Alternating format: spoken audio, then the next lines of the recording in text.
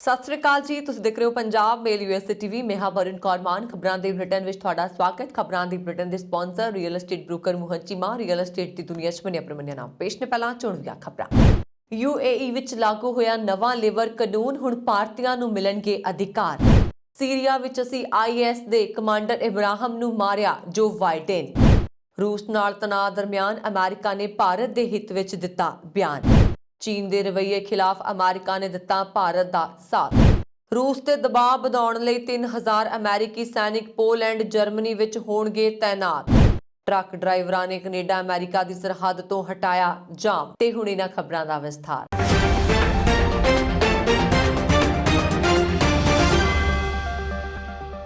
ਸੰਯੁਕਤ ਅਰਬ ਅਮੀਰਾਤ ਵਿੱਚ ਰਹਿ ਰਹੇ ਭਾਰਤੀਆਂ ਲਈ ਖੁਸ਼ਖਬਰੀ ਹੈ। 2 ਫਰਵਰੀ ਤੋਂ ਦੇਸ਼ ਵਿੱਚ ਨਵਾਂ ਲੇਬਰ ਕਾਨੂੰਨ ਲਾਗੂ ਹੋ ਗਿਆ, ਜਿਸ ਦਾ ਖਾਕਾ ਸਰਕਾਰ ਨੇ ਪਿਛਲੇ ਸਾਲ ਨਵੰਬਰ ਵਿੱਚ ਪੇਸ਼ ਕੀਤਾ ਸੀ। ਨਵੇਂ ਕਾਨੂੰਨ ਵਿੱਚ ਕਾਮਿਆਂ ਨੂੰ ਨਵੇਂ ਅਧਿਕਾਰ ਦਿੱਤੇ ਗਏ ਨੇ। ਮੰਨਿਆ ਜਾ ਰਿਹਾ ਕਿ ਨਵੇਂ ਕਾਨੂੰਨ ਨਾਲ ਭਾਰਤੀ ਕਾਮਿਆਂ ਨੂੰ ਵੀ ਕਈ ਫਾਇਦੇ ਮਿਲਣਗੇ। UAE ਦੀ ਅਰਥ ਵਿਵਸਥਾ ਵਿੱਚ ਭਾਰਤੀ ਨਾਗਰਿਕਾਂ ਦਾ ਵੱਡਾ ਯੋਗਦਾਨ ਹੈ। ਭਾਰਤੀ ਨਾਗਰਿਕ ਸੰਯੁਕਤ ਅਰਬ ਅਮੀਰਾਤ ਦੀ ਕੁੱਲ ਆਬਾਦੀ ਦਾ 40% ਹਿੱਸਾ ਨੇ ਅਤੇ ਉਹਨਾਂ ਦੀ ਗਿਣਤੀ 35 ਲੱਖ ਹੈ। ਵੱਡੀ ਗਿਣਤੀ ਵਿੱਚ ਭਾਰਤੀ ਨਾਗਰਿਕ UAE ਦੇ ਨਿੱਜੀ ਖੇਤਰ ਵਿੱਚ ਕੰਮ ਕਰਦੇ ਨੇ। ਨਵਾਂ ਫੈਡਰਲ ਫਰਮਾਨ ਕਾਨੂੰਨ ਨਵੰਬਰ 33 ਕਾਮਿਆਂ ਦੇ ਅਧਿਕਾਰਾਂ ਦੀ ਸੁਰੱਖਿਆ ਦੀ ਗਰੰਟੀ ਦਿੰਦਾ ਹੈ। UAE ਦੇ ਮਨੁੱਖੀ ਸੰਸਾਧਨ ਮੰਤਰਾਲਾ ਨੇ ਕਿਹਾ ਕਿ ਨਵੇਂ ਕਾਨੂੰਨ ਮੁਤਾਬਕ ਹੁਣ ਨੌਕਰੀ ਦੇ ਇਕਰਾਰਨਾਮੇ ਵਿੱਚ ਹਰ ਵੇਰਵੇ ਨੂੰ ਸ਼ਾਮਲ ਕੀਤਾ ਜਾਏਗਾ। ਨਵੇਂ ਇਕਰਾਰਨਾਮੇ ਵਿੱਚ ਕਰਮਚਾਰੀ, ਉਸਦੇ ਮਾਲਕ, ਕੰਮ ਦਾ ਵੇਰਵਾ, ਕੰਮ ਦੇ ਘੰਟੇ, ਛੁੱਟੀਆਂ, ਜੁਆਇਨ ਕਰਨ ਦੀ ਮਿਤੀ, ਕੰਮ ਕਰਨ ਦੀ ਥਾਂ, ਤਨਖਾਹ, ਸਾਲਾਨਾ ਛੁੱਟੀ, ਨੋਟਿਸ ਪੀਰੀਅਡ ਸਮੇਤ ਹਰ ਜਾਣਕਾਰੀ ਸ਼ਾਮਲ ਹੋਏਗੀ। ਗਲਫ ਨਿਊਜ਼ ਨਾਲ ਗੱਲਬਾਤ ਕਰਦੇ ਹੋਏ UAE ਦੇ ਵਕੀਲ ਅਲੀ ਮੁਸਾਬਾ ਨੇ ਕਿਹਾ ਕਿ ਨਵੇਂ ਕਾਨੂੰਨ ਨਾਲ ਨੌਕਰੀ ਦਾ ਇਕਰਾਰਨਾਮਾ ਹੁਣ ਸੀਮਤ ਸਮੇਂ ਲਈ ਹੋਵੇਗਾ, ਜਦਕਿ ਪਹਿਲਾਂ ਅਜਿਹਾ ਨਹੀਂ ਸੀ। ਕੰਪਨੀਆਂ ਹੁਣ ਵੱਧ ਤੋਂ ਵੱਧ 3 ਸਾਲਾਂ ਦੀ ਮਿਆਦ ਲਈ ਕਰਮਚਾਰੀਆਂ ਨੂੰ ਨੌਕਰੀ ਤੇ ਰੱਖ ਸਕਣਗੀਆਂ। ਇਸ ਤੋਂ ਬਾਅਦ ਇਸ ਨੂੰ ਦੁਬਾਰਾ ਰੀਨਿਊ ਕਰਨਾ ਹੋਵੇਗਾ। ਸਰਕਾਰ ਨੇ ਸਾਰੀਆਂ ਪ੍ਰਾਈਵੇਟ ਕੰਪਨੀਆਂ ਨੂੰ ਨਵੇਂ ਕਾਨੂੰਨ ਮੁਤਾਬਕ ਨਵੇਂ ਇਕਰਾਰਨਾਮੇ ਦਾ ਖਰੜਾ ਤਿਆਰ ਕਰਨ ਲਈ ਕਿਹਾ ਹੈ। ਕਾਨੂੰਨ ਦੇ ਲਾਗੂ ਹੋਣ ਦੇ 1 ਸਾਲ ਦੇ ਅੰਦਰ ਕੰਪਨੀਆਂ ਨੂੰ ਆਪਣੇ ਨੌਕਰੀ ਦੇ ਇਕਰਾਰਨਾਮੇ ਵਿੱਚ ਬਦਲਾਅ ਕਰਨਾ ਹੋਵੇਗਾ। ਨਵੇਂ ਕਾਨੂੰਨ ਨਾਲ ਹੁਣ ਕੋਈ ਵੀ ਮਾਲਕ ਹਮੇਸ਼ਾ ਲਈ ਕਿਸੇ ਕਰਮਚਾਰੀ ਨੂੰ ਕੰਮ ਤੇ ਨਹੀਂ ਰੱਖ ਸਕੇਗਾ। ਮੁਸਾਬਾ ਨੇ ਕਿਹਾ ਕਿ ਹੁਣ ਕਾਮਿਆਂ ਨੂੰ ਕੁਝ ਨਵੀਆਂ ਛੁੱਟੀਆਂ ਵੀ ਮਿਲਣਗੀਆਂ। ਕੰਪਨੀਆਂ ਨੂੰ ਆਪਣੇ ਕਰਮਚਾਰੀਆਂ ਨੂੰ ਹਰ ਹਫ਼ਤੇ ਘੱਟੋ-ਘੱਟ 1 ਛੁੱਟੀ ਦੇਣੀ ਹੋਏਗੀ। ਇਸ ਤੋਂ ਇਲਾਵਾ ਘਰ ਵਿੱਚ ਕਿਸੇ ਦੀ ਮੌਤ ਹੋਣ ਤੇ 3-5 ਛੁੱਟੀਆਂ, ਇਮਤਿਹਾਨ ਦੀ ਤਿਆਰੀ ਲਈ 10 ਦਿਨਾਂ ਦੀ ਛੁੱਟੀ, ਔਰਤਾਂ ਨੂੰ 60 ਦਿਨਾਂ ਦਾ ਜਣੇਪਾ ਛੁੱਟੀ, ਗਰਭ ਅਵਸਥਾ ਦੌਰਾਨ 45 ਦਿਨਾਂ ਦੀ ਛੁੱਟੀ ਤਨਖਾਹ ਸਮੇਤ ਅਤੇ 15 ਦਿਨਾਂ ਦੀ ਛੁੱਟੀ ਅੱਧੀ ਤਨਖਾਹ ਸ਼ਰਤ ਦੇ ਨਾਲ ਦਿੱਤੀ ਜਾਏਗੀ। ਨਵਾਂ ਕਾਨੂੰਨ ਕਾਮਿਆਂ ਤੇ ਮਾਲਕਾਂ ਵਿਚਕਾਰ ਪਾਰਦਰਸ਼ਤਾ ਨੂੰ ਵਧਾਏਗਾ। ਨਵੇਂ ਲੇਬਰ ਕਾਨੂੰਨ ਨੂੰ ਲਾਗੂ ਕਰਨ ਪਿੱਛੇ UAE ਦਾ ਮਕਸਦ ਵਿਦੇਸ਼ੀ ਕਾਮਿਆਂ ਨੂੰ ਲੁਭਾਉਣਾ ਹੈ। ਇਹ ਉਮੀਦ ਕੀਤੀ ਜਾ ਰਹੀ ਹੈ ਕਿ ਇਸ ਨਾਲ ਮਾਲਕਾਂ ਅਤੇ UAE ਦੇ ਕਾਮਿਆਂ ਵਿਚਕਾਰ ਬਿਹਤਰ ਸੰਬੰਧ ਬਣਨਗੇ। ਸੀਰੀਆ ਵਿੱਚ ਅਮਰੀਕੀ ਸਪੈਸ਼ਲ ਫੋਰਸ ਦੀ ਏਅਰ ਸਟ੍ਰਾਈਕ ਵਿੱਚ ਇਸਲਾਮਿਕ ਸਟੇਟ ਦਾ ਕਮਾਂਡਰ ਇਬਰਾਹਿਮ ਅਲ ਹਾਸ਼ਮੀ ਅਲ ਕੁਰੈਸ਼ੀ ਮਾਰਿਆ ਗਿਆ। ਸ਼ੁਰੂ ਵਿੱਚ ਇਸ ਹਮਲੇ 'ਚ 13 ਆਮ ਲੋਕਾਂ ਦੇ ਮਾਰੇ ਜਾਣ ਦੀ ਖਬਰ ਸਾਹਮਣੇ ਆਈ ਸੀ। ਇਸ ਤੋਂ ਬਾਅਦ ਬਾਈਡਨ ਦਾ ਬਿਆਨ ਆਇਆ। ਹਾਲਾਂਕਿ ਨਿਊਯਾਰਕ ਟਾਈਮਜ਼ ਕੁਝ ਅਲੱਗ ਹੀ ਕਹਾਣੀ ਬਿਆਨ ਕਰ ਰਿਹਾ। ਉਸਨੇ ਆਪਣੀ ਰਿਪੋਰਟ ਵਿੱਚ ਬਾਈਡਨ ਪ੍ਰਸ਼ਾਸਨ ਦੇ ਸੀਨੀਅਰ ਅਫਸਰ ਦੇ ਹਵਾਲੇ ਤੋਂ ਦਾਅਵਾ ਕੀਤਾ ਹੈ ਕਿ ਇਬਰਾਹਿਮ ਮਾਰਿਆ ਜ਼ਰੂਰ ਗਿਆ ਹੈ, ਪਰ ਉਹ ਆਪਣੇ ਹੀ ਬੰਬ ਦਾ ਸ਼ਿਕਾਰ ਬਣਿਆ ਹੈ ਅਤੇ ਇਸ ਦੌਰਾਨ ਉਸਦੀ ਪਤਨੀ ਅਤੇ ਬੱਚੇ ਵੀ ਮਾਰੇ ਗਏ। ਅਮਰੀਕੀ ਰਾਸ਼ਟਰਪਤੀ ਨੇ ਕਿਹਾ ਕਿ ਸਾਡੇ ਸੈਨਿਕਾਂ ਦੀ ਬਹਾਦਰੀ ਨੂੰ ਸਲਾਮ ਹੈ। ਅਸੀਂ ਜੰਗ ਦੇ ਮੈਦਾਨ ਵਿੱਚ ਅਬੂ ਇਬਰਾਹਿਮ ਅਲ ਹਾਸ਼ਮੀ ਨੂੰ ਮਾਰ ਦਿੱਤਾ। ਉਹ IS the leader C. Operation ਤੋਂ ਬਾਅਦ ਸਾਰੇ ਅਮਰੀਕੀ ਸੈਨਿਕ ਹਿਫਾਜ਼ਤ ਨਾਲ ਆਪਣੇ ਬੇਸ ਪਰਤ ਆਏ।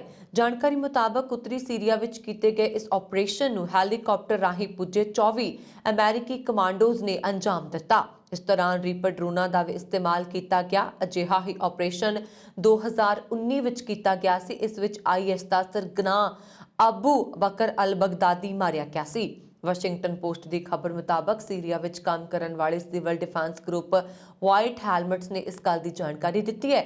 ਉਹਨਾਂ ਨੇ ਹੁਣ ਤੱਕ 13 ਲਾਸ਼ਾਂ ਨੂੰ ਘਟਨਾ ਸਥਾਨ ਤੋਂ ਕੱਢਿਆ ਹੈ। ਇਹਨਾਂ ਵਿੱਚ 6 ਬੱਚਿਆਂ ਅਤੇ 4 ਮਹਿਲਾਵਾਂ ਦੀਆਂ ਲਾਸ਼ਾਂ ਸ਼ਾਮਲ ਨੇ। ਇਸ ਸਮੂਹ ਨੇ ਇਹ ਵੀ ਦੱਸਿਆ ਕਿ ਉਹਨਾਂ ਨੇ ਇੱਕ ਛੋਟੀ ਬੱਚੀ ਦੇ ਜ਼ਖਮਾਂ ਦਾ ਇਲਾਜ ਵੀ ਕੀਤਾ, ਜਿਸ ਦੇ ਪੂਰੇ ਪਰਿਵਾਰ ਤੇ ਇਸ ਹਮਲੇ ਵਿੱਚ ਮੌਤ ਹੋ ਗਈ। ਉੱਤਰੀ ਇਦਲਿਬ ਸੂਬੇ ਦੇ ਨਾਗਰਿਕਾਂ ਨੇ ਦੱਸਿਆ ਕਿ ਉਹਨਾਂ ਨੇ ਰਾਤ ਕਰੀਬ 1 ਵਜੇ ਹੈਲੀਕਾਪਟਰਾਂ ਦੀ ਆਵਾਜ਼ ਸੁਣੀ ਅਤੇ ਇਸ ਤੋਂ ਬਾਅਦ ਗੋਲੀਬਾਰੀ ਦੀਆਂ ਆਵਾਜ਼ਾਂ ਆਉਣ ਲੱਗੀਆਂ। ਅਮਰੀਕੀ ਕਮਾਂਡੋਜ਼ ਅੱਧੀ ਰਾਤ ਤੋਂ ਬਾਅਦ ਹੈਲੀਕਾਪਟਰ ਜ਼ਰੀਏ ਸੀਰੀਆ ਦੇ ਅਤਮਹੇ ਵਿੱਚ ਉਤਰੇ। ਇਹ ਪਿੰਡ ਤੁਰਕੀ ਦੀ ਸਰਹੱਦ ਨਾਲ ਲੱਗਦਾ ਹੈ। ਇੱਥੇ ਉਹਨਾਂ ਨੇ ਇੱਕ ਘਰ ਨੂੰ ਘੇਰਿਆ ਤੇ ਹਮਲਾ ਕਰ ਦਿੱਤਾ।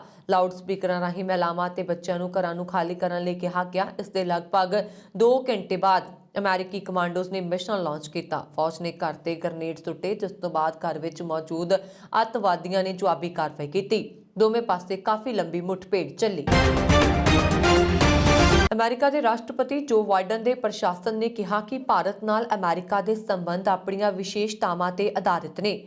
ਰੂਸ ਨਾਲ ਚੱਲ ਰਹੇ ਤਣਾਅ ਦਾ ਇਹਨਾਂ ਤੇ ਅਸਰ ਨਹੀਂ ਪਏਗਾ। ਵਿਦੇਸ਼ ਵਿਭਾਗ ਦੇ ਬੁਲਾਰੇ ਨੇਡ ਪ੍ਰਾਈਸ ਨੇ ਵੀਰਵਾਰ ਨੂੰ ਆਪਣੀ ਰੋਜ਼ਾਨਾ ਨਿਊਜ਼ ਕਾਨਫਰੰਸ ਵਿੱਚ ਇਹ ਪੁੱਛੇ ਜਾਣ ਤੇ ਕਿ ਯੂਕਰੇਨ ਸੰਕਟ ਨੂੰ ਲੈ ਕੇ ਰੂਸ ਦੇ ਨਾਲ ਤਣਾਅ ਕਾਰਨ ਭਾਰਤ ਦੇ ਨਾਲ ਅਮਰੀਕੀ ਸੰਬੰਧਾਂ ਤੇ ਅਸਰ ਪਿਆ ਹੈ। ਉਹਨਾਂ ਨੇ ਕਿਹਾ, ਭਾਰਤ ਨਾਲ ਸਾਡਾ ਰਿਸ਼ਤਾ ਆਪਣੀਆਂ ਖੂਬੀਆਂ ਤੇ ਟਿਕਿਆ ਹੈ। ਇਸ ਹਫ਼ਤੇ ਦੂਜੀ ਵਾਰ ਵਿਦੇਸ਼ ਵਿਭਾਗ ਦੇ ਬੁਲਾਰੇ ਨੇ ਸੰਯੁਕਤ ਰਾਸ਼ਟਰ ਸੁਰੱਖਿਆ ਪਰਿਸ਼ਦ ਵਿੱਚ ਯੂਕਰੇਨ ਤੇ ਭਾਰਤ ਦੇ ਰੁਖ ਨਾਲ ਸੰਬੰਧਿਤ ਸਵਾਲਾਂ ਦੇ ਜਵਾਬ ਦੇਣ ਤੋਂ ਗੁਰੇਜ਼ ਕੀਤਾ।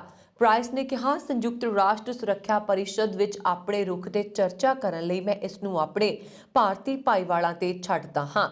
ਉਹਨਾਂ ਨੇ ਕਿਹਾ, ਰੂਸ ਦੀ ਫੌਜੀ ਲਾਮਬੰਦੀ ਅਤੇ ਯੂਕਰੇਨ ਖਿਲਾਫ ਉਸ ਦੀ ਬਿਨਾਂ ਕਾਰਨ ਸੰਭਾਵਿਤ ਹਮਲਾਵਰਤਾ ਦੇ ਬਾਰੇ ਵਿੱਚ ਅਸੀਂ ਸਾਡੀਆਂ ਚਿੰਤਾਵਾਂ ਤੇ ਆਪਣੇ ਭਾਰਤੀ ਭਾਈਵਾਲਾਂ ਸਮੇਤ ਦੁਨੀਆ ਭਰ ਦੇ ਦਰਜਨਾਂ ਦੇਸ਼ਾਂ ਦੇ ਸੰਪਰਕ ਵਿੱਚ ਹਾਂ।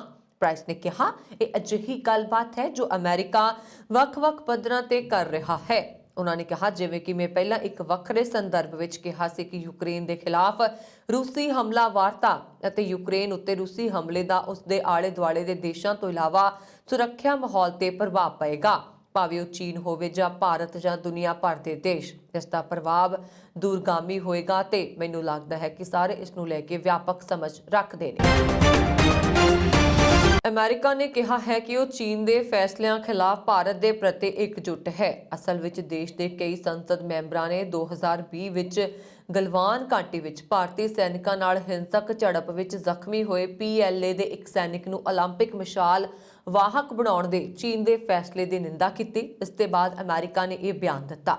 ਵਿਦੇਸ਼ ਮੰਤਰਾਲੇ ਦੇ ਬੁਲਾਰੇ ਨੇਡ ਪ੍ਰਾਈਸ ਨੇ ਵੀਰਵਾਰ ਨੂੰ ਇੱਕ ਰੋਜ਼ਾਨਾ ਪੱਤਰਕਾਰ ਸੰਮੇਲਨ ਵਿੱਚ ਕਿਹਾ ਕਿ ਜਿੱਥੇ ਤੱਕ ਭਾਰਤ ਚੀਨ ਸਰਹੱਦ ਵਿਵਾਦ ਦੀ ਗੱਲ ਹੈ, ਅਸੀਂ ਸਿੱਧੇ ਗੱਲਬਾਤ ਅਤੇ ਵਿਵਾਦਾਂ ਦੇ ਸ਼ਾਂਤੀਪੂਰਨ ਹੱਲ ਦਾ ਸਮਰਥਨ ਕਰਨਾ ਜਾਰੀ ਰੱਖਾਂਗੇ। ਉਹਨਾਂ ਨੇ ਕਿਹਾ, ਅਸੀਂ ਪਹਿਲਾਂ ਵੀ ਆਪਣੇ ਗੁਆਂਢੀਆਂ ਨੂੰ ਡਰਾਉਣ ਧਮਕਾਉਣ ਦੀਆਂ ਚੀਨ ਦੀਆਂ ਕੋਸ਼ਿਸ਼ਾਂ ਤੇ ਚਿੰਤਾ ਪ੍ਰਗਟ ਕੀਤੀ ਹੈ। ਜਿਵੇਂ ਕਿ ਅਸੀਂ ਹਮੇਸ਼ਾ ਕਹਿੰਦੇ ਹਾਂ, ਅਸੀਂ ਦੋਸਤਾਂ ਨਾਲ ਖੜੇ ਹਾਂ। ਅਸੀਂ ਹਿੰਦ ਪ੍ਰਸ਼ਾਂਤ ਵਿੱਚ ਆਪਣੀ ਸਾਂਝੀ ਖੁਸ਼ਹਾਲੀ, ਸੁਰੱਖਿਆ ਲਈ ਕਦਰਾਂ ਕੀਮਤਾਂ ਨੂੰ ਅੱਗੇ ਵਧਾਉਣ ਲਈ ਹਿੱਸੇਦਾਰਾਂ ਅਤੇ ਸਹਿਯੋਗੀਆਂ ਨਾਲ ਖੜੇ ਹਾਂ। ਇਸ ਤੋਂ ਪਹਿਲਾਂ ਦੇ ਚੋਟੀ ਦੇ ਅਮਰੀਕੀ ਸੰਸਦ ਮੈਂਬਰ ਮਾਰੂਕ ਰੂਬੀਓ ਅਤੇ ਜਿਮ ਰਿਸ਼ ਨੇ ਪੀਪਲਜ਼ ਲਿਬਰੇਸ਼ਨ ਆਰਮੀ ਦੇ ਰੈਜੀਮੈਂਟਲ ਕਮਾਂਡਰ ਕਵੀ ਫਵਾਓ ਨੂੰ ਓਲੰਪਿਕ ਮਿਸਾਲ ਵਾਹਕ ਬਣਾਉਣ ਲਈ ਚੀਨ ਦੀ ਆਲੋਚਨਾ ਕੀਤੀ ਸੀ। ਅਮਰੀਕਾ ਦੇ ਰਾਸ਼ਟਰਪਤੀ ਜੋ ਬਾਈਡਨ ਨੇ ਮੰਗਲਵਾਰ ਨੂੰ ਯੂਕਰੇਨ ਵਿਵਾਦ ਤੇ ਇੱਕ ਅਹਿਮ ਫੈਸਲਾ ਲਿਆ।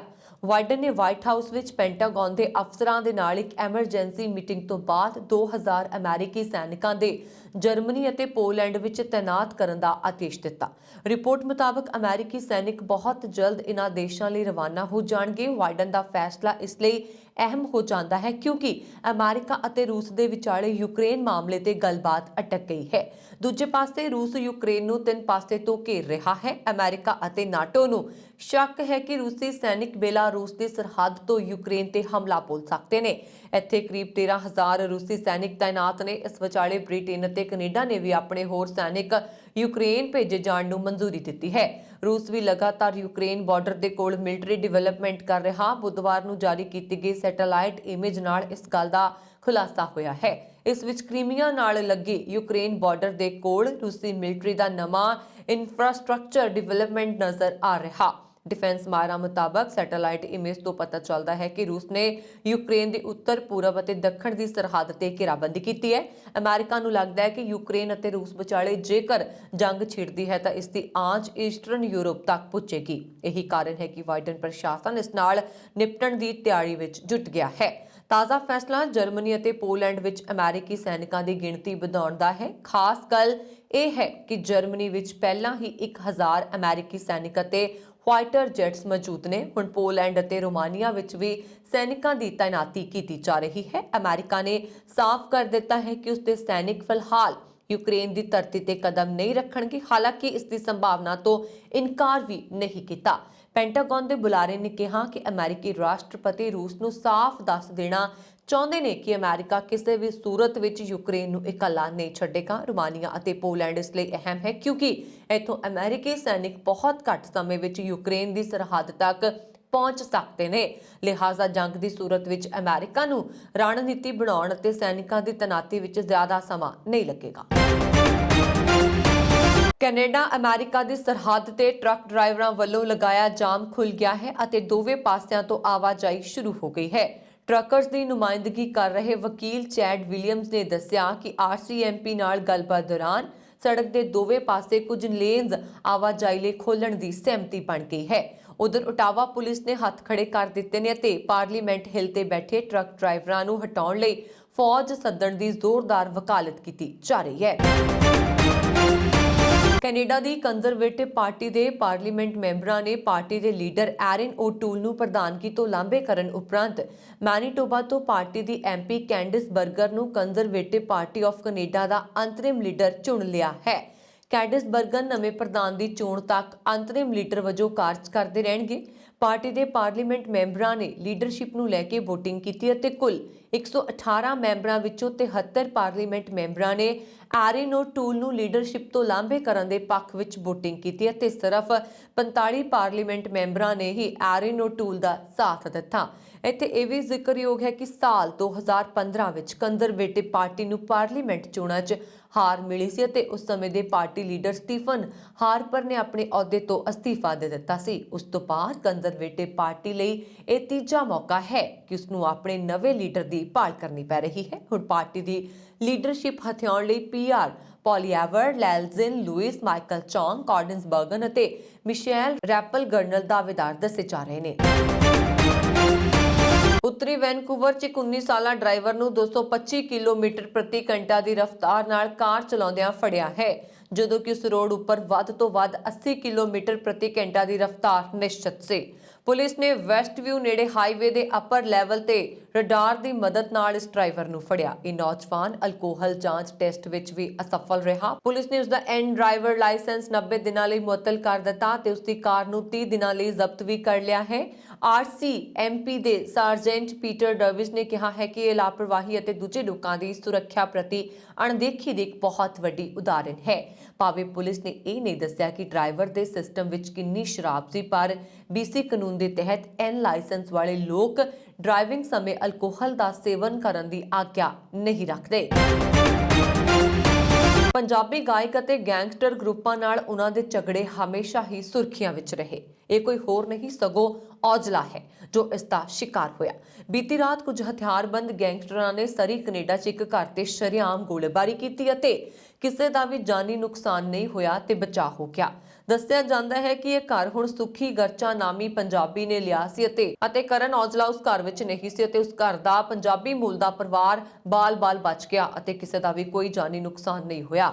ਇਹਨਾਂ ਲੋਕਾਂ ਵੱਲੋਂ ਇੱਕ ਵੀਡੀਓ ਟਿਕਟੌਕ ਤੇ ਪੋਸਟ ਕਰ ਦਿੱਤੀ ਜੋ ਸਾਰੇ ਸੋਸ਼ਲ ਮੀਡੀਆ ਤੇ ਵਿਆਪਕ ਤੌਰ ਤੇ ਘੁੰਮ ਰਹੀ ਹੈ। ਹਮਲੇ ਦਾ ਕਾਰਨ ਕਰਨ ਔਜਲਾ ਅਤੇ ਹੈਰੀ ਚੱਠਾ ਗਰੁੱਪ ਵਿਚਾਲੇ ਚੱਲ ਰਿਹਾ ਝਗੜਾ ਦੱਸਿਆ ਜਾ ਰਿਹਾ। ਸੋਸ਼ਲ ਮੀਡੀਆ ਤੇ ਵਾਇਰਲ ਹੋ ਰਹੀ ਗੋਲਾਬਾਰੀ ਦੀ ਵੀਡੀਓ 'ਚ ਪੰਜਾਬੀ ਗਾਇਕ ਕਰਨ ਔਜਲਾ ਨੂੰ ਜਾਨੋਂ ਮਾਰਨ ਦੀ ਧਮਕੀ ਵੀ ਦਿੱਤੀ ਗਈ ਸੀ। ਧਮਕੀ ਦੇਣ ਵਾਲੇ ਨੇ ਭਾਰਤ ਵਿੱਚ ਹੈਰੀ ਚੱਠਾ ਗੈਂਗਸਟਰ ਗਰੁੱਪ ਨਾਲ ਆਪਣੇ ਸੰਬੰਧ ਹੋਣ ਦਾ ਦਾਅਵਾ ਕੀਤਾ ਹੈ। ਪੰਜਾਬੀ 'ਚ ਲਿਖੇ ਧਮਕੀ ਪੱਤਰ 'ਚ ਲਿਖਿਆ ਹੈ, ਕਰਨ ਔਜਲਾ, ਕਦੋਂ ਤੱਕ ਤੁਸੀਂ ਆਪਣੇ ਦੋਸਤਾਂ 'ਚ ਇਸ 'ਚ ਤੱਕਦੇ ਰਹੋਗੇ?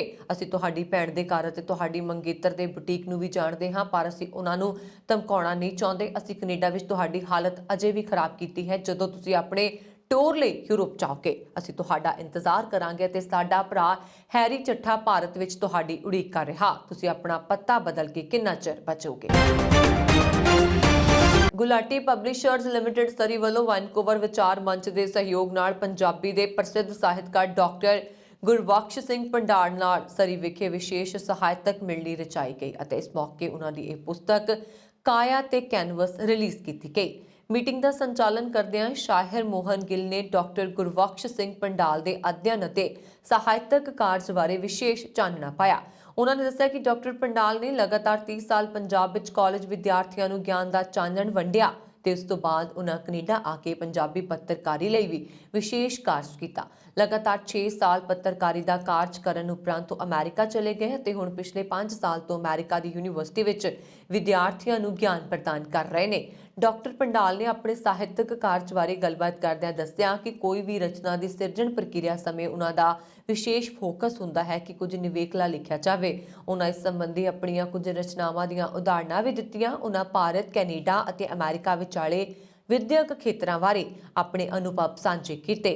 ਉਹਨਾਂ ਵਿਸ਼ੇਸ਼ ਤੌਰ ਤੇ ਕਿਹਾ ਕਿ ਅਸੀਂ ਬੇਸ਼ੱਕ ਵਿਕਸਿਤ ਮੁਲਕਾਂ ਵਿੱਚ ਆ ਗਏ ਹਾਂ, ਪਰ ਸਾਡੇ ਭਾਈਚਾਰੇ ਵਿੱਚ ਉੱਚ ਵਿਦਿਆ ਹਾਸਲ ਦੀ ਅਜੇ ਵੀ ਬਹੁਤ ਦਿਲਚਸਪੀ ਨਹੀਂ ਹੈ। ਅਸੀਂ ਕੈਨੇਡਾ, ਅਮਰੀਕਾ ਕੇ ਵੱਡੇ ਕਾਰੋਬਾਰ ਸਥਾਪਿਤ ਕਰ ਲਏ, ਮਹਿਲਨੁਮਾ ਘਰ ਉਸਾਰ ਲਏ, ਰਾਜਨੀਤੀ ਵਿੱਚ ਵੱਡੇ ਪੱਧਰ ਤੇ ਸ਼ਮੂਲੀਅਤ ਕਰ ਲਈ, ਪਰ ਦੁੱਖ ਦੀ ਗੱਲ ਹੈ ਕਿ ਮੈਡੀਕਲ ਖੇਤਰ ਵਿੱਚ ਸਾਡਾ ਯੋਗਦਾਨ ਨਾ ਦੇ ਬਰਾਬਰ ਹੈ। ਅਸੀਂ ਡੈਂਟਲ ਸਰਜਨ, ਅੱਖਾਂ ਦੇ ਮਾਹਿਰ ਅਤੇ ਹੋਰ ਵੱਡੇ ਡਾਕਟਰ ਆਪਣੀ ਕਮਿਊਨਿਟੀ ਵਿੱਚੋਂ ਪੈਦਾ ਨਹੀਂ ਕਰ ਸਕੇ ਅਤੇ ਨਾ ਹੀ ਸਰਕਾਰੀ ਖੇਤਰ ਦੀਆਂ ਨੌਕਰੀਆਂ ਵਿੱਚ ਸਾਡਾ ਕੋਈ ਖਾਸ ਪ੍ਰਾਪਤੀ ਹੈ।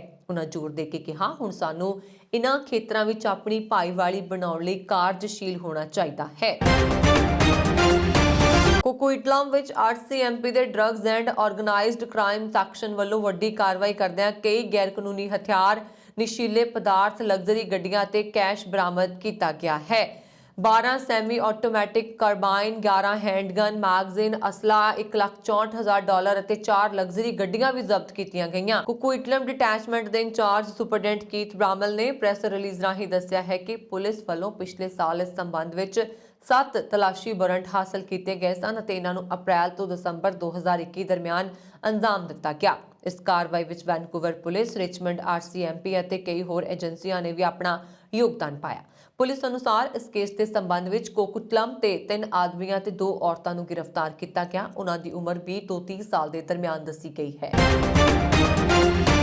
ਚੀਨ ਦੀ ਰਾਜਧਾਨੀ ਬੀਜਿੰਗ ਵਿੱਚ ਇਸ ਹਫ਼ਤੇ ਦੇ ਵਿੰਟਰ 올림픽 ਰਿਲੇ ਵਿੱਚ ਮਿਸਾਲ ਲੈ ਜਾਣ ਲਈ people liberation army regiment commander Qi Fabao ਨੂੰ ਚੁਣਨ ਤੋਂ ਬਾਅਦ ਵਿਵਾਦ ਪੈਦਾ ਹੋ ਗਿਆ। ਡਰੈਗਨ ਦੇ ਇਸ ਕਦਮ ਦੀ ਨਿੰਦਾ ਭਾਰਤ ਦੇ ਨਾਲ ਅਮਰੀਕਾ ਵਿੱਚ ਵੀ ਹੋ ਰਹੀ ਹੈ। ਅਮਰੀਕਾ ਦੇ ਟੌਪ ਸੈਨੇਟਰ ਅਤੇ state senate committee on foreign relation ਦੇ ਰੈਂਕਿੰਗ ਮੈਂਬਰ ਜਿਮ ਰਿਨੇਸ਼ ਨੇ ਵਿੰਟਰ 올림픽 ਖੇਡਾਂ ਲਈ ਇੱਕ ਮਿਸਾਲੀ ਚੁਣਨ ਦੇ ਲਈ ਬੀਜਿੰਗ ਦੀ ਨਿੰਦਾ ਕੀਤੀ। ਉਹਨਾਂ ਨੇ ਕਿਹਾ ਕਿ ਜੋ ਚੀਨੀ ਸੈਨਿਕ ਅਧਿਕਾਰੀ ਭਾਰਤੀ ਜਵਾਨਾਂ ਤੇ ਹਮਲਾ ਕਰਨ ਦਾ ਜ਼ਿੰਮੇਵਾਰ ਰਹਿ ਚੁੱਕਾ ਹੈ, ਉਸ ਨੂੰ ਮਿਸਾਲ ਫੜਾਉਣਾ ਖੇਡ ਦਾ ਸਿਆਸੀਕਰਨ ਕਰਨਾ ਹੈ। ਰਿਸ਼ ਨੇ ਕਿਹਾ ਕਿ ਚੀਨ ਉਈਗਰਾਂ ਦੇ ਖਿਲਾਫ ਕਤਲੇਆਮ ਕਰ ਰਿਹਾ ਅਤੇ ਅਮਰੀਕਾ ਇਸ ਦਾ ਵਿਰੋਧ ਕਰਦਾ ਰਹੇਗਾ। ਅਮਰੀਕਾ ਉਈਗਰ ਦੀ ਆਜ਼ਾਦੀ ਅਤੇ ਭਾਰਤ ਦੀ ਖੁਦਮੁਖਤਿਆਰੀ ਦਾ ਸਮਰਥਨ ਕਰਨ ਦੇ ਲਈ ਦ੍ਰਿੜ ਸੰਕਲਪ ਹੈ। 올림픽 ਦੇ 1200 ਮਿਸਾਲਧਾਰੀਆਂ ਵਿੱਚ ਫਵਾਓ ਦਾ ਨਾਮ ਸ਼ਾਮਲ ਹੋਣ ਤੋਂ ਬਾਅਦ ਚੀਨੀ ਸਰਕਾਰੀ ਮੀਡੀਆ ਗਲੋਬਲ ਟਾਈਮਜ਼ ਨੇ ਉਸ ਨੂੰ ਹਿਮਾਲਿਆ ਦੀ ਲੜਾਈ ਵਿੱਚ ਭੂਮਿਕਾ ਦੇ ਲਈ ਹੀਰੋ ਦੱਸਿਆ ਸੀ। ਹਾਲਾਂਕਿ ਸੈਨਿਕ ਅਧਿਕਾਰੀ ਨੂੰ ਲੜਾਈ ਦੌਰਾਨ ਸਿਰ ਵਿੱਚ ਗੰਭੀਰ ਸੱਟ ਲੱਗੀ ਸੀ। ਫਵਾਓ ਦਸੰਬਰ ਵਿੱਚ ਚੀਨੀ ਰਾਜ ਪ੍ਰਸਾਰਕ ਸੀਸੀਟੀਵੀ ਵਿੱਚ ਦਿਖਾਈ ਦਿੱਤਾ ਸੀ ਅਤੇ ਕਿਹਾ ਕਿ ਉਹ ਯੁੱਧ ਦੇ ਮੈਦਾਨ ਵਿੱਚ ਪਰਤਣ ਅਤੇ ਫਿਰ ਤੋਂ ਲੜਨ ਲਈ ਤਿਆਰ ਹੈ। ਫਵਾਓ ਨਾਂ ਦੇ ਜਿਸ ਸੈਨਿਕ ਨੂੰ ਚੀਨ ਵੱਲੋਂ ਮਿਸਾਲ ਥਮਾਈ ਗਈ ਹੈ, 2020 ਵਿੱਚ ਲਦਾਖ ਦੇ ਕੋਲ ਗਲਵਾਨ ਘਾਟੀ ਵਿੱਚ ਭਾਰਤੀ ਸੈਨਿਕਾਂ ਤੇ ਹਮਲੇ ਦਾ ਜ਼ਿੰਮੇਵਾਰ ਰਹਿ ਚੁੱਕਾ ਹੈ ਅਤੇ ਝੜਪ ਦੌਰਾਨ ਖੁਦ ਵੀ ਜ਼ਖਮੀ ਹੋ ਗਿਆ ਸੀ। ਹਾਲਾਂਕਿ ਚੀਨ ਆਪਣੀ ਨਾਕਾਮੀ ਲੁਕਾਉਣ ਦੇ ਲਈ ਇਸ ਘਟਨਾ ਵਿੱਚ ਆਪਣੇ ਸਿਰਫ 4 ਤੋਂ 5 ਸੈਨਿਕਾਂ ਦੇ ਮਾਰੇ ਜਾਣ ਦੀ ਗੱਲ ਕਾਫੀ ਲੰਬੇ ਸਮੇਂ ਤੋਂ ਬਾਅਦ ਸਵੀਕਾਰ ਕੀਤੀ ਸੀ, ਲੇਕਿਨ ਦੂਜੇ ਦੇਸ਼ਾਂ ਦੀ ਰਿਪੋਰਟ ਵਿੱਚ 40 ਸੈਨਿਕਾਂ ਦੇ ਮਾਰੇ ਜਾਣ ਦੇ ਦਾਅਵੇ ਕੀਤੇ ਜਾਂਦੇ ਰਹੇ ਨੇ। ਸਿਖਰਲੇ ਅਮਰੀਕੀ ਸਫੀਰ ਨੇ ਦਾਅਵਾ ਕੀਤਾ ਹੈ ਕਿ ਉਹਨਾਂ ਦਾ ਮੁਲਕ ਕਾਂਗਰਸ ਆਗੂ ਰਾਹੁਲ ਗਾਂਧੀ ਦੇ ਉਸ ਬਿਆਨ ਦੀ ਤਸਦੀਕ ਨਹੀਂ ਕਰਦਾ ਜਿਸ ਵਿੱਚ ਉਹਨਾਂ ਨੇ ਕਿਹਾ ਕਿ ਭਾਜਪਾ ਸਰਕਾਰ ਦੀ ਵਿਦੇਸ਼ ਨੀਤੀ ਕਰਕੇ ਚੀਨ ਤੇ ਪਾਕਿਸਤਾਨ ਮਿਲ ਕੇ ਭਾਰਤ ਖਿਲਾਫ ਹੋ ਗਏ ਨੇ। ਵਿਦੇਸ਼ ਵਿਭਾਗ ਦੇ ਤਰਜਮਾਨ ਨੈਡ ਪ੍ਰਾਈਸ ਨੇ ਕਿਹਾ, ਮੈਂ ਇਹ ਪਾਕਿਸਤਾਨੀਆਂ ਤੇ PRC ਤੇ ਛੱਡਦਾ ਹਾਂ ਕਿ ਉਹ ਆਪਣੇ ਰਿਸ਼ਤਿਆਂ ਬਾਰੇ ਖੁਦ ਗੱਲ ਕਰਨ। ਮੈਂ ਯਕੀਨੀ ਤੌਰ ਤੇ ਰਾਹੁਲ ਗਾਂਧੀ ਦੀਆਂ ਉਪਰੋਕਤ ਟਿੱਪਣੀਆਂ ਦੀ ਤਸਦੀਕ ਨਹੀਂ ਕਰਾਂਗਾ। ਪ੍ਰਾਈਸ ਨੇ ਕਿਹਾ ਕਿ ਚੀਨ ਦੇ ਪਾਕਿਸਤਾਨ ਨਾਲ ਰਿਸ਼ਤਿਆਂ ਨੂੰ ਬਿਆਨ ਕਰਨ ਲਈ ਸ਼ਾਇਦ ਭਾਈਵਾਲ ਸ਼ਬਦ ਵਰਤਣਾ ਗਲਤ ਹੈ। ਇੱਕ ਹੋਰ ਸਵਾਲ ਦੇ ਜਵਾਬ ਵਿੱਚ ਪ੍ਰਾਈਸ ਨੇ ਕਿਹਾ ਕਿ ਮੁਲਕਾਂ ਨੂੰ ਅਮਰੀਕਾ ਤੇ ਚੀਨ ਵਿੱਚ ਕਿਸੇ ਇੱਕ ਨੂੰ ਚੁਣਨ ਦੀ ਕੋਈ ਲੋੜ ਨਹੀਂ। ਉਹਨਾਂ ਨੇ ਕਿਹਾ, ਪਾਕਿਸਤਾਨ ਅਮਰੀਕਾ ਦਾ ਰਣਨੀਤਿਕ ਭਾਈਵਾਲ ਹੈ ਤੇ ਸਾਡੇ ਇਸਲਾਮਾਬਾਦ ਨਾਲ ਅਹਿਮ ਰਿਸ਼ਤੇ ਨੇ ਤੇ ਅਜਿਹਾ ਰਿਸ਼ਤਾ ਹੈ ਜਿਸ ਦੀ ਅਸੀਂ ਕਈ ਮੋਰਚਿਆਂ ਤੇ ਕਦਰ ਕਰਦੇ ਹਾਂ। ਕਾਬਿਲੇ ਗੌਰ ਹੈ ਕਿ ਬੁੱਧਵਾਰ ਨੂੰ ਲੋਕ ਸਭਾ ਵਿੱਚ ਰਾਸ਼ਟਰਪਤੀ ਦੇ ਭਾਸ਼ਣ ਤੇ ਪੇਸ਼ ਧੰਨਵਾਦ ਮਤੇ ਤੇ ਬਹਿਸ ਦੌਰਾਨ ਰਾਹੁਲ ਗਾਂਧੀ ਨੇ ਕਿਹਾ ਸੀ ਕਿ ਭਾਰਤ ਦਾ ਰਣਨੀਤਿਕ ਟੀਚਾ ਚੀਨ ਤੇ ਪਾਕਿਸਤਾਨ ਨੂੰ ਇੱਕ ਦੂਜੇ ਤੋਂ ਦੂਰ ਰੱਖਣਾ ਹੈ, ਪਰ ਮੋਦੀ ਸਰਕਾਰ ਇਸ ਤੇ ਉਲਟ ਕੰਮ ਕਰ ਰਹੀ। ਰਾਹੁਲ ਗਾਂਧੀ ਨੇ ਕਿਹਾ ਕਿ ਅਸੀਂ ਆਪਣੀ ਵਿਦੇਸ਼ ਨੀਤੀ ਵਿੱਚ ਵੱਡੀ ਰਣਨੀਤਿਕ ਗਲਤੀ ਕੀਤੀ ਹੈ। ਤੁਸੀਂ ਚੀਨ ਤੇ ਪਾਕਿਸਤਾਨ ਨੂੰ ਇਕੱਠਿਆਂ ਕਰ ਦਿੱਤਾ ਹੈ। ਤੁਸੀਂ 2 ਵੱਖ-ਵੱਖ ਮੋਰਚਿਆਂ ਦਾ ਸੰਕਲਪ ਲਿਆ ਸੀ ਤੇ ਇਸ ਨੂੰ ਇੱਕ ਸਾਂਝੇ ਫਰੰਟ ਵਿੱਚ ਤਬਦੀਲ ਕਰ ਦਿੱਤਾ ਹੈ। ਇਹ ਗੱਲ ਬਹੁਤ ਸਪਸ਼ਟ ਹੈ ਕਿ ਚੀਨ ਤੇ ਪਾਕਿਸਤਾਨ ਮਿਲ ਕੇ ਯੋਜਨਾਵਾਂ ਘੜ ਰਹੇ ਨੇ। ਬਲਾਕ ਧਾਲੀਵਾਲ ਅਧੀਨ ਆਉਂਦੇ ਪਿੰਡ ਕੰਗ ਦੇ ਇੱਕ ਨੌਜਵਾਨ ਦੀ ਕੈਨੇਡਾ ਵਿੱਚ ਵਾਪਰੇ ਸੜਕ ਹਾਦਸੇ ਦੌਰਾਨ ਮੌਤ ਹੋ ਜਾਣ ਦੀ ਦੁਖਦ ਖਬਰ ਸਾਹਮਣੇ ਆਈ ਹੈ। ਮ੍ਰਿਤਕ ਨੌਜਵਾਨ ਦੀ ਪਛਾਣ ਸ਼ਰਨਪ੍ਰੀਤ ਸਿੰਘ ਵਜੋਂ ਹੋਈ ਹੈ, ਜਿਸ ਦੀ ਉਮਰ 26 ਸਾਲ ਸੀ, ਜੋ ਕੈਨੇਡਾ 'ਚ ਰੋਜ਼ੀ ਰੋਟੀ ਕਮਾਉਣ ਲਈ ਗਿਆ ਹੋਇਆ ਸੀ। ਬੀਤੇ ਦਿਨੀ ਵਾਪਰੇ ਇੱਕ ਸੜਕ ਹਾਦਸੇ ਵਿੱਚ ਉਸ ਦੀ ਮੌਤ ਹੋ ਗਈ, ਜਿਸ ਦੀ ਸੂਚਨਾ ਮਿਲਣ ਤੇ ਪਰਿਵਾਰ ਅਤੇ ਪਿੰਡ ਵਾਸੀਆਂ ਵਿੱਚ ਸੋਗ ਦੀ ਲਹਿਰ ਪਾਈ ਗਈ ਹੈ। ਮ੍ਰਿਤਕ ਸ਼ਰਨਪ੍ਰੀਤ ਸਿੰਘ ਦੇ ਦਾਦਾ ਕੈਪਟਨ ਬਲਵੀਰ ਸਿੰਘ ਨੇ ਦੱਸਿਆ ਕਿ ਉਸ ਦਾ ਪੁੱਤਰ ਰਵਿੰਦਰ ਸਿੰਘ, ਜੋ 에ਅਰ ਫੋਰਸ ਵਿੱਚ ਸਰਵਿਸ ਕਰਦਾ ਸੀ, ਦੀ ਕੁਝ ਸਾਲ ਪਹਿਲਾਂ ਮੌਤ ਹੋ ਚੁੱਕੀ ਹੈ। ਰਵਿੰਦਰ ਦੇ ਦੋ ਪੁੱਤਰ ਸ਼ਰਨਪ੍ਰੀਤ ਸਿੰਘ ਅਤੇ ਅਵਨੀਤ ਸਿੰਘ ਹਨ, ਜੋ 5 ਸਾਲ ਪਹਿਲਾਂ ਰੋਜ਼ੀ ਰੋਟੀ ਕਮਾਉਣ ਲਈ ਕੈਨੇਡਾ ਚਲੇ ਗਏ ਸਨ। ਨੌਜਵਾਨਾਂ ਦੇ ਦਾਦਾ ਨੇ ਦੱਸਿਆ ਕਿ ਮ੍ਰਿਤਕ ਸ਼ਰਨਜੀਤ ਸਿੰਘ ਕੈਨੇਡਾ ਦੇ ਸ਼ਹਿਰ ਬਰੈਂਪਟਨ 'ਚ ਰਹਿੰਦਾ ਸੀ। ਉਸ ਦੇ ਬੀਤੇ ਦਿਨੀ ਸੜਕ ਹਾਦਸੇ 'ਚ ਮੌਤ ਹੋ ਗਈ, ਜਿਸ ਨਾਲ ਘਰ 'ਚ ਬਹੁਤ ਬੁਰੇ ਹਾਲਾਤ ਨੇ। ਦਾਦਾ ਜੀ ਨੇ ਦੱਸਿਆ ਕਿ ਸ਼ਰਨਜੀਤ ਦੀ ਮ੍ਰਿਤਕ ਦੇ 5 ਫਰਵਰੀ ਤੱਕ ਉਹਨਾਂ ਦੇ ਪਿੰਡ ਕੰਗ ਜਾਣ ਦੀ ਸੰਭਾਵਨਾ ਹੈ। ਦੁਨੀਆ ਦੇ ਸਭ ਤੋਂ ਰੁੱਝੇ ਬਰਤਾਨੀਆ ਦੇ ਹੀਥਰੋ ਹਵਾਈ ਅੱਡੇ ਤੇ ਬ੍ਰਿਟਿਸ਼ 에ਅਰਵੇਜ਼ ਦਾ ਇੱਕ ਜਹਾਜ਼ ਪਾਇਲਟ ਦੀ ਹੁਸ਼ਿਆਰੀ ਨਾਲ ਲੈਂਡਿੰਗ ਦੌਰਾਨ ਬਾਲ-ਬਾਲ ਬਚਿਆ। ਬ੍ਰਿਟਿਸ਼ 에ਅਰਵੇਜ਼ ਨੇ ਇਸ ਬਾਰੇ ਕਿਹਾ ਕਿ ਜਦੋਂ ਪਾਇਲਟ ਨੇ ਜਹਾਜ਼ ਨੂੰ 에ਅਰਪੋਰਟ ਤੇ ਲੈਂਡ ਕਰਨ ਦੀ ਕੋਸ਼ਿਸ਼ ਕੀਤੀ ਤਾਂ ਕਰੀਬ 144 ਕਿਲੋਮੀਟਰ ਪ੍ਰਤੀ ਘੰਟੇ ਦੀ ਰਫ਼ਤਾਰ ਨਾਲ ਹਵਾਵਾਂ ਚੱਲ ਰਹੀਆਂ ਸਨ। ਅਜਿਹੀ ਸਥਿਤੀ ਵਿੱਚ 에ਅਰਬਸ A321 ਜਹਾਜ਼ ਜ਼ਮੀਨ ਨੂੰ ਛੂੰਹਦੇ ਹੀ ਸੰਤੁਲਨ ਗੁਆ ਬੈਠਾ ਅਤੇ ਪਾਇਲਟ ਦੀ ਚੁਸਤੀ ਨਾਲ ਵੱਡਾ ਹਾਦਸਾ ਹੋਣੋਂ ਬਚ ਗਿਆ। ਉਕਤ ਜਹਾਜ਼ ਦੀ ਜਾਰੀ ਇੱਕ ਵੀਡੀਓ ਵਿੱਚ ਲੈਂਡਿੰਗ ਮੌਕੇ ਹਵਾ ਕਾਰਨ ਜਹਾਜ਼ ਆਪਣਾ ਸੰਤੁਲਨ ਗੁਆ ਬੈਠਦਾ ਹੈ ਅਤੇ ਪਰ ਜ਼ਮੀਨ ਨੂੰ ਛੂਹਣ ਤੋਂ ਤੁਰੰਤ ਬਾਅਦ ਇੱਕ ਵਾਰ ਫਿਰ ਤੋਂ ਉਡਾਣ ਭਰ ਜਾਂਦਾ ਹੈ। ਵੀਡੀਓ ਵਿੱਚ ਸਾਫ਼ ਦੇਖਿਆ ਜਾ ਸਕਦਾ ਹੈ ਕਿ ਜਹਾਜ਼ ਦੇ ਲੈਂਡਿੰਗ ਦੇ ਸਮੇਂ ਦੋਵੇਂ ਪਹੀਏ ਇੱਕੋ ਸਮੇਂ ਜ਼ਮੀਨ ਨੂੰ ਛੂੰਹਦੇ ਨੇ ਅਤੇ ਪਹੀਆਂ ਦੇ ਰਗੜਨ ਕਾਰਨ ਧੂੰਆਂ ਨਿਕਲਦਾ ਹੈ। ਜਹਾਜ਼ ਆਪਣਾ ਸੰਤੁਲਨ ਗੁਆ ਬੈਠਦਾ ਹੈ ਤੇ ਇੱਕ ਪਾਸੇ ਝੁਕ ਜਾਂਦਾ ਹੈ। ਦੁਬਾਰਾ ਉਡਾਣ ਭਰਨ ਮੌਕੇ ਜਹਾਜ਼ ਦਾ ਪਿਛਲਾ ਹਿੱਸਾ ਧਰਤੀ ਨਾਲ ਛੂੰਹਦਾ ਦਿਖਾਈ ਦਿੰਦਾ ਹੈ। ਬ੍ਰਿਟਿਸ਼ 에ਅਰਵੇਜ਼ ਦੇ ਬੁਲਾਰੇ ਨੇ ਕਿਹਾ ਕਿ ਉਹਨਾਂ ਦੇ ਸਾਰੇ ਪਾਇਲਟ ਉੱਚ ਸਿਖਲਾਈ ਪ੍ਰਾਪਤ ਨੇ ਅਤੇ ਖਰਾਬ ਮੌਸਮ ਅਤੇ ਸਥਿਤੀਆਂ 'ਚ ਜਹਾਜ਼ ਨੂੰ ਸੰਭਾਲ ਸਕਦੇ ਨੇ। ਇਸ ਤੋਂ ਬਾਅਦ ਜਹਾਜ਼ ਮੁੜ ਹਵਾਈ ਅੱਡੇ ਤੇ ਸੁਰੱਖਿਅਤ ਉਤਰਿਆ। 4 ਅਤੇ 5 ਫਰਵਰੀ ਨੂੰ ਬਸੰਤ ਪੰਚਮੀ ਮੌਕੇ ਗੁਰੂ ਕਾ ਲਾਹੌਰ ਜਾਣ ਵਾਲੀਆਂ ਸੰਗਤਾਂ ਨੂੰ 2 ਦਿਨ ਟੋਲ ਪਲਾਜ਼ੇ ਤੋਂ ਵਿਸ਼ੇਸ਼ ਤੌਰ ਤੇ ਛੋਟ ਹੋਏਗੀ ਅਤੇ ਸੰਗਤਾਂ ਨੂੰ ਟੋਲ ਟੈਕਸ ਨਹੀਂ ਦੇਣਾ ਪਏਗਾ। ਜਾਣਕਾਰੀ ਦਿੰਦਿਆਂ ਹਿਮਾਚਲ ਪ੍ਰਦੇਸ਼ ਦੇ ਸ਼੍ਰੋਮਣੀ ਕਮੇਟੀ ਮੈਂਬਰ ਭਾਈ ਦਲਜੀਤ ਸਿੰਘ ਪਿੰਡਰ ਨੇ ਦੱਸਿਆ ਕਿ ਹਰ ਸਾਲ ਦੀ ਤਰ੍ਹਾਂ ਇਸ ਵਾਰ ਵੀ ਪੰਜਾਬ ਹਿਮਾਚਲ ਸਰਹੱਦ ਤੇ ਲੱਗੇ ਟੋਲ ਪਲਾਜ਼ੇ ਤੋਂ ਸੰਗਤਾਂ ਨੂੰ ਛੋਟ ਮਿਲੇਗੀ ਅਤੇ ਇਸ ਦੌਰਾਨ ਸ਼ੁੱਕਰਵਾਰ ਸਵੇਰੇ 4 ਵਜੇ ਤੋਂ ਸ਼ਨੀਵਾਰ ਰਾਤ 11 ਵਜੇ ਤੱਕ ਟੋਲ ਟੈਕਸ ਨਹੀਂ ਲੱਗੇਗਾ। ਦੱਸਣਯੋਗ ਹੈ ਕਿ ਹਿਮਾਚਲ ਪ੍ਰਦੇਸ਼ ਵਿੱਚ ਪੈਂਦੇ ਗੁਰੂ ਕਾ ਲਾਹੌਰ ਜਾਣ ਵਾਸਤੇ ਸੰਗਤਾਂ ਨੂੰ Himachal entry fee toll plaza ਤੇ ਦੇਣੀ ਪੈਂਦੀ ਹੈ, ਪਰ ਸੰਗਤਾਂ ਦੀ ਸਹੂਲਤ ਨੂੰ ਮੁੱਖ ਰੱਖਦਿਆਂ ਹਿਮਾਚਲ ਦੇ ਸ਼੍ਰੋਮਣੀ ਕਮੇਟੀ ਮੈਂਬਰ ਦਲਜੀਤ ਸਿੰਘ ਪਿੰਡਰ ਵੱਲੋਂ ਹਰ ਸਾਲ ਹਿਮਾਚਲ ਸਰਕਾਰ ਨਾਲ ਗੱਲ ਕਰਕੇ ਬਸੰਤ ਪੰਚਮੀ ਸਮਾਗਮਾਂ ਮੌਕੇ ਟੋਲ ਪਲਾਜ਼ਾ ਬੰਦ ਕਰਵਾਇਆ ਜਾਂਦਾ ਹੈ, ਜੋ ਇਸ ਵਾਰ ਵੀ ਬੰਦ ਰਹੇਗਾ। ਪਿੰਡਰ ਦੇ ਨਾਲ ਮੈਨੇਜਰ ਮਲਕੀਤ ਸਿੰਘ ਨੇ ਦੱਸਿਆ ਕਿ ਸਮਾਗਮਾਂ ਦੀਆਂ ਸਾਰੀਆਂ ਤਿਆਰੀਆਂ ਮੁਕੰਮਲ ਕਰ ਲਈਆਂ ਗਈਆਂ ਨੇ। ਬੀਤੇ ਦਿਨ ਗੁਰਦੁਆਰਾ ਗੁਰੂ ਕਾ ਲਾਹੌਰ ਵਿਖੇ ਸ੍ਰੀ ਅਖੰਡ ਪਾਠ ਸਾਹਿਬ ਆਰੰਭ ਕੀਤੇ ਗਏ, ਜਿਨ੍ਹਾਂ ਦਾ ਭੋਗ ਸ਼ਨੀਵਾਰ 5 ਫਰਵਰੀ ਨੂੰ ਪਏਗਾ। ਉਹਨਾਂ ਨੇ ਦੱਸਿਆ ਕਿ ਸੰਗਤਾਂ ਲਈ ਤਰ੍ਹਾਂ-ਤਰ੍ਹਾਂ ਦੀਆਂ ਮਿਠਾਈਆਂ ਅਤੇ ਹੋਰ ਗੁਰੂ ਕੇ ਲੰਗਰ ਤਿਆਰ ਕਰ ਲਏ ਗਏ ਨੇ। 4 ਫਰਵਰੀ ਨੂੰ ਗੁਰੂ ਕੇ ਮਹਿਲ ਗੁਰਦੁਆਰਾ ਭੋਰਾ ਸਾਹਿਬ ਤੋਂ ਨਗਰ ਕੀਰਤਨ ਆਰੰਭ ਹੋ ਕੇ ਗੁਰਦੁਆਰਾ ਸੇਰਾ ਸਾਹਿਬ ਵਿਖੇ ਪਹੁੰਚੇਗਾ, ਜਿੱਥੋਂ ਦੂਸਰੇ ਪੜਾਅ ਗੁਰੂ ਕਾ ਲਾਹੌਰ ਲਈ ਨਗਰ ਕੀਰਤਨ ਰਵਾਨਾ ਹੋਏਗਾ। ਇਹਨਾਂ ਦਿਨਾਂ ਦੌਰਾਨ ਗੁਰੂ ਕਾ ਲਾਹੌਰ ਵਿਖੇ ਲਗਾਤਾਰ ਧਾਰਮਿਕ ਦੀਵਾਨ ਸਜਣਗੇ ਅਤੇ ਇਹਨਾਂ ਦੀਵਾਨਾਂ ਵਿੱਚ ਤਖਤਾਂ ਦੇ ਜਥੇਦਾਰ ਦੇ ਨਾਲ-ਨਾਲ ਗੁਰੂ ਘਰ ਦੇ ਕੀਰਤਨੀ ਅਤੇ ਕਥਾਵਾਚਕ ਰਾਗੀ ਢਾਡੀ ਅਤੇ ਪ੍ਰਚਾਰਕ ਸਾਹਿਬਾਨ ਸੰਗਤਾਂ ਨੂੰ ਗੁਰੂ ਜਸ ਨਾਲ ਨਿਹਾਲ ਕਰਨਗੇ। ਇਸ ਮੌਕੇ ਗੁਰੂ ਕਾ ਲਾਹੌਰ ਦੀ ਬੇਹੱਦ ਖੂਬਸੂਰਤ ਲਾਈਟਾਂ ਦੇ ਨਾਲ ਸਜਾਵਟ ਕੀਤੀ ਗਈ ਹੈ, ਜੋ ਸੰਗਤਾਂ ਲਈ ਖਿੱਚ ਦਾ ਕੇਂਦਰ ਬਣਿਆ ਹੋਇਆ ਹੈ। ਇਸ ਮੌਕੇ ਉਹਨਾਂ ਦੇ ਨਾਲ ਹੈੱਡ ਗ੍ਰੰਥੀ ਗਿਆਨੀ ਜੋਗਿੰਦਰ ਸਿੰਘ, ਐਡੀਸ਼ਨਲ ਮੈਨੇਜਰ ਹਰਦੇਵ ਜਗਨੰਦਨ ਸਿੰਘ ਆਦਿ ਹਾਜ਼ਰ ਸਨ। ਪੰਜਾਬ ਵਿੱਚ ਕਾਂਗਰਸ ਦੇ ਸੀਐਮ ਚਿਹਰੇ ਦੇ ਐਲਾਨ ਤੋਂ ਪਹਿਲਾਂ ਹੀ ਪਾਰਟੀ ਦੇ ਸੂਬਾ ਪ੍ਰਧਾਨ ਨਵਜੋਤ ਸਿੰਘ ਸਿੱਧੂ ਨੇ ਹਾਈ ਕਮਾਂਡ ਨੂੰ ਮੂੰਹ ਤੋੜਵਾਂ ਜਵਾਬ ਦਿੱਤਾ। ਆਪਣੇ ਸਮਰਥਕਾਂ ਵਿਚਕਾਰ ਪੁੱਜੇ ਨਵਜੋਤ ਸਿੰਘ ਸਿੱਧੂ ਨੇ ਕਿਹਾ ਕਿ ਜੇਕਰ ਨਵਾਂ ਪੰਜਾਬ ਬਣਾਉਣਾ ਹੈ ਤਾਂ ਇਹ ਮੁੱਖ ਮੰਤਰੀ ਦੇ ਹੱਥ ਵਿੱਚ ਹੈ। ਇਸ ਵਾਰ ਤੁਹਾਨੂੰ ਮੁੱਖ ਮੰਤਰੀ ਚੁਣਨਾ ਹੈ। ਟੌਪ ਲੀਡਰਸ਼ਿਪ ਇੱਕ ਕਮਜ਼ੋਰ ਮੁੱਖ ਮੰਤਰੀ ਚਾਹੁੰਦੀ ਹੈ, ਜੋ ਉਸ ਦੀ ਤਾਲ ਤੇ ਨੱਚ ਸਕੇ। ਕੀ ਤੁਸੀਂ ਅਜਿਹਾ ਮੁੱਖ ਮੰਤਰੀ ਚਾਹੁੰਦੇ ਹੋ? ਇਹ ਗੱਲ ਨਵਜੋਤ ਸਿੱਧੂ ਨੇ ਸਮਰਥਕ ਵੱਲੋਂ ਕੀਤੀ ਨਾਅਰੇਬਾਜ਼ੀ ਦੌਰਾਨ ਕਹੀ। ਮੁੱਖ ਮੰਤਰੀ ਦੇ ਚਿਹਰੇ ਨੂੰ ਲੈ ਕੇ ਕਾਂਗਰਸ 'ਚ ਹੰਗਾਮਾ ਮਚ ਗਿਆ। ਰਾਹੁਲ ਗਾਂਧੀ ਨੇ ਕਿਹਾ ਕਿ ਸੂਬੇ 'ਚ ਮੁੱਖ ਮੰਤਰੀ ਦਾ ਚਿਹਰਾ ਦਿੱਤਾ ਜਾਏਗਾ। ਇਸ ਦੇ ਲਈ ਪਾਰਟੀ ਸਰਵੇ ਕਰ ਰਹੀ ਹੈ ਅਤੇ ਵਰਕਰਾਂ ਤੋਂ ਰਾਏ ਵੀ ਲੈ ਰਹੀ ਹੈ। ਸੂਤਰਾਂ ਮੁਤਾਬਕ ਚੰਨੀ ਮੁੱਖ ਮੰਤਰੀ ਦੇ ਚਿਹਰੇ ਲਈ ਸਿਖਰ ਤੇ ਨੇ। ਕੱਲ ਪਾਰਟੀ ਦੇ ਸਾਬਕਾ ਸੂਬਾ ਪ੍ਰਧਾਨ ਸੁਨੀਲ ਜਾਖੜ ਨੇ ਵੀ ਕਿਹਾ ਹੈ ਕਿ ਚੰਨੀ ਨੂੰ 4 ਮਹੀਨੇ ਦਾ ਸਮਾਂ ਮਿਲਿਆ ਹੈ ਤੇ ਉਹਨਾਂ ਨੂੰ ਹੋਰ ਸਮਾਂ ਮਿਲਣਾ ਚਾਹੀਦਾ ਹੈ। ਇਸ ਦੇ ਨਾਲ ਹੀ ਨਵਜੋਤ ਸਿੰਘ ਸਿੱਧੂ ਸ਼ੁਰੂ ਤੋਂ ਹੀ ਆਪਣੇ ਆਪ ਨੂੰ ਮੁੱਖ ਮੰਤਰੀ ਦੇ ਚਿਹਰੇ ਵਜੋਂ ਪੇਸ਼ ਕਰਦੇ ਆ ਰਹੇ ਨੇ, ਪਰ ਹੁਣ ਉਹ ਵੀ ਮਹਿਸੂਸ ਕਰਨ ਲੱਗੇ ਨੇ ਕਿ ਪਾਰਟੀ ਉਹਨਾਂ ਦੇ ਨਾਂ ਤੇ ਸਹਿਮਤ ਨਹੀਂ ਹੋ ਰਹੀ। ਕੈਪਟਨ ਅਮਰਿੰਦਰ ਸਿੰਘ ਦੇ ਮੁੱਖ ਮੰਤਰੀ ਅਹੁਦੇ ਤੋਂ ਅਸਤੀਫਾ ਦੇਣ ਤੋਂ ਬਾਅਦ ਸਿੱਧੂ ਨੂੰ ਵਿਧਾਇਕਾਂ ਨੇ ਵੀ ਨਾਪਸੰਦ ਕੀਤਾ ਸੀ। ਇਸ ਦੇ ਬਾਵਜੂਦ ਸਿੱਧੂ ਹਾਈ ਕਮਾਂਡ ਨੂੰ ਇਹ ਕਹਿ ਰਹੇ ਨੇ ਕਿ ਉਹ ਦਰਸ਼ਨੀ ਘੋੜੇ ਨਹੀਂ ਬਣਨਗੇ। 2 ਦਿਨ ਪਹਿਲਾਂ ਸਿੱਧੂ ਚੋਣ ਪ੍ਰਚਾਰ ਅੱਧ ਵਿਚਾਲੇ ਛੱਡ ਕੇ ਵੈਸ਼ਨੋ ਦੇਵੀ ਚਲੇ ਗਏ ਸਨ। ਉਹ ਬੀਤੇ ਦਿਨ ਵਾਪਸ ਪਰਤੇ ਸਨ। ਇਸ ਤੋਂ ਬਾਅਦ ਉਹ ਹਮਲਾਵਾਰ ਨਜ਼ਰ ਆਏ।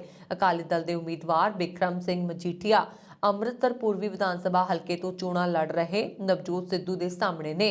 ਕਾਂਗਰਸ 'ਚ ਮੁੱਖ ਮੰਤਰੀ ਚਿਹਰੇ ਨੂੰ ਲੈ ਕੇ ਚੱਲ ਰਹੇ ਵਿਵਾਦ ਤੇ ਸਿੱਧੂ ਨੇ ਕਿਹਾ ਕਿ ਪੰਜਾਬ 'ਚ ਕਾਂਗਰਸ ਦਾ ਮੁੱਖ ਮੰਤਰੀ ਚਿਹਰਾ ਕੌਣ ਹੈ, ਇਸ ਦਾ ਫੈਸਲਾ ਪਾਰਟੀ ਹਾਈ ਕਮਾਂਡ ਕਰੇਗੀ। ਹਾਈ ਕਮਾਂਡ ਸਭ ਤੋਂ ਵੱਡੀ ਹੈ। ਇਹ ਸਨ ਹੁਣ ਤੱਕ ਦੀਆਂ ਖਬਰਾਂ। ਮੈਨੂੰ ਵਰੁਣ ਕੌਰ ਮਾਨ ਨੂੰ ਦਿਓ ਆ ਗਿਆ। ਹੋਰ ਖਬਰਾਂ ਦੇ ਲਈ ਸਾਡਾ YouTube ਚੈਨਲ ਪੰਜਾਬ ਮੇਲ USA TV ਜ਼ਰੂਰ ਸਬਸਕ੍ਰਾਈਬ ਕਰੋ। ਸਤਿ ਸ਼੍ਰੀ ਅਕਾਲ।